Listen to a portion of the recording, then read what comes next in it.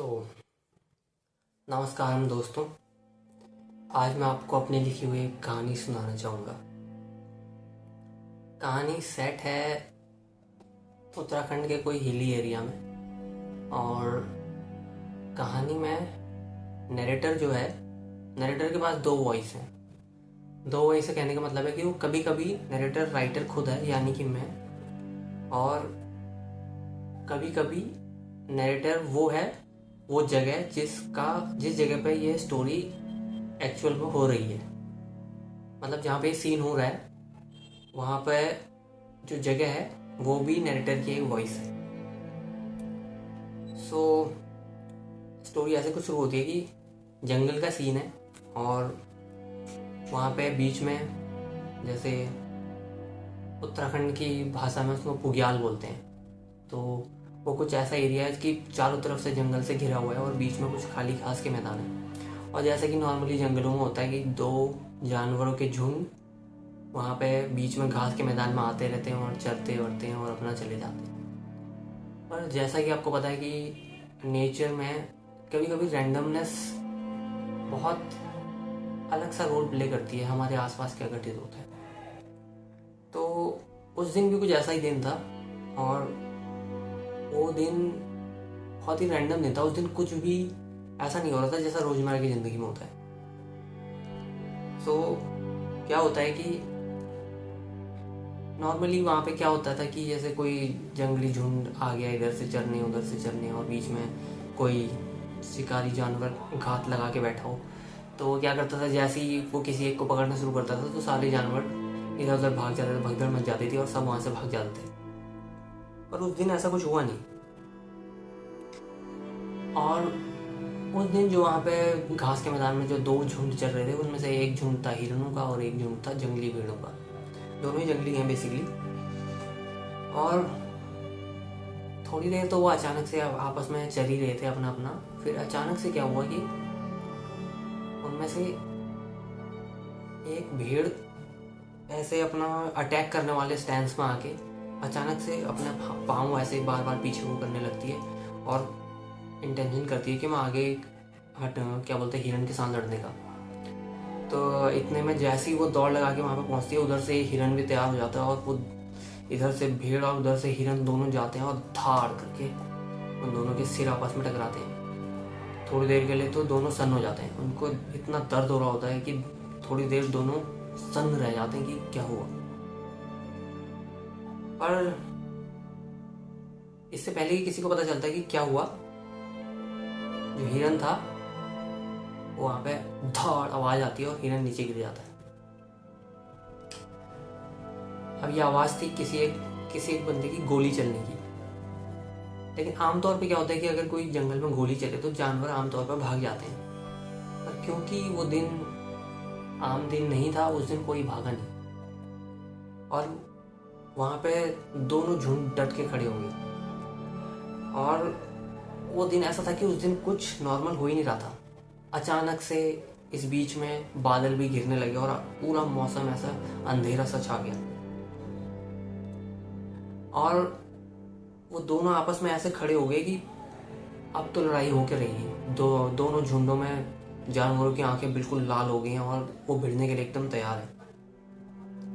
और थोड़ी देर में एक कॉन्फ्रंटेशन होता है और उनके बीच में भिड़ंत होती है। और आश्चर्य स्वरूप क्या होता है कि जो भेड़ों का झुंड होता है, लड़ाई जैसे ही थोड़ा देर के लिए रुकती है बीच में, तो ऐसा अनुमान लगाया जा सकता है कि भेड़ों ने हिरण के झुंड को ज़्यादा नुकसान पहुंचाया। और क्या बोलते हैं, मतलब जितनी भेड़ें खड़ी थी उनके मुकाबले हिरन जितने खड़े थे वो कम थे। काफ़ी हिरन यानी नीचे बैठ गए थे, मार खा के लेट गए थे या फिर मर गए थे। इस बीच में धाड़ एक और गोली आवाज आती है और इस बार एक भेड़ गिर जाती है नीचे। लेकिन फिर भी अभी भी कोई हिल नहीं रहा है अपनी जगह से। दोनों ऐसे एकदम डट के खड़े हुए हैं कि कोई नहीं भागेगा। और फिर से उसके बाद थोड़ी देर तो एकदम सन्नाटा छा जाता है, और उसके बाद फिर से एक भिड़ंत होती है। और वो देखते हैं कि उस भिड़ंत में ज़्यादा नुकसान कुछ नहीं होता है, जितने लोग बचे थे वो बचे हैं, जितने लोग मर गए थे वो पहले मर चुके हैं। लेकिन थोड़ी देर के लिए वो थक चुके होते हैं, तो वो थोड़ा एक बीच में लड़ाई के बीच में थोड़ा रेस्ट चाहता है। और एक इसी बीच क्या होता है कि हवा चलने लगती है, हल्की सी हवा चलती है, तो ऐसा जानवरों को ऐसा लगने लगता है कि यार थोड़ा ठंड सी, मतलब अच्छा लग रहा है, थोड़ा गर्मी सी आ गई थी, जो उसको अच्छा लगता है उनको जब तो हवा चलती है। और इसी बीच क्या होता है कि धर धर धर धर धर धर गोलियों की आवाज़ और आती है, और वो देखते हैं कि वहाँ पे लाशों का ढेर बिछ जाता है। अब गिने चुने भेड़ें रह गई हैं और गिने चुने हिरन रह गए हैं।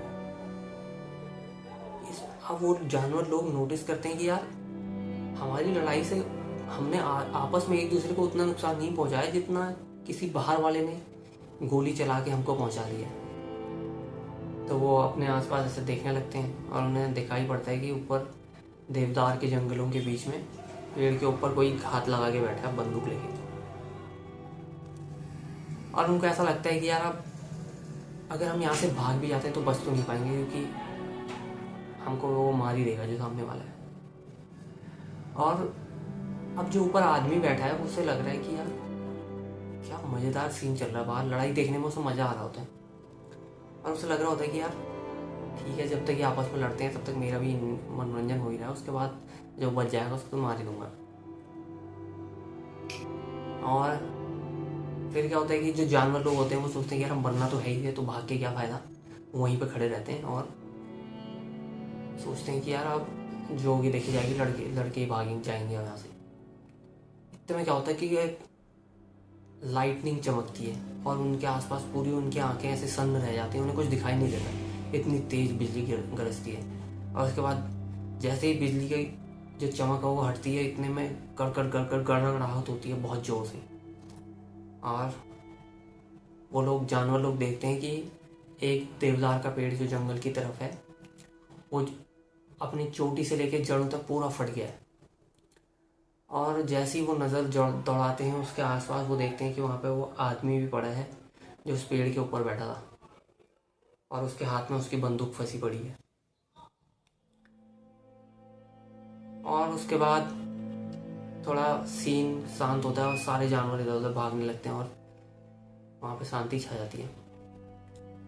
और कुछ टाइम बाद ऐसा लगता है कि वो शायद जो आदमी था वो मैं तो नहीं था। तो ये थी स्टोरी। तो इस स्टोरी में बेसिकली मैं ये कहना चाह रहा हूँ कि इंसान को ऐसा लगता है कि वो बहुत ताकतवर है और वो काफ़ी चीज़ें कंट्रोल भी कर सकता है, पर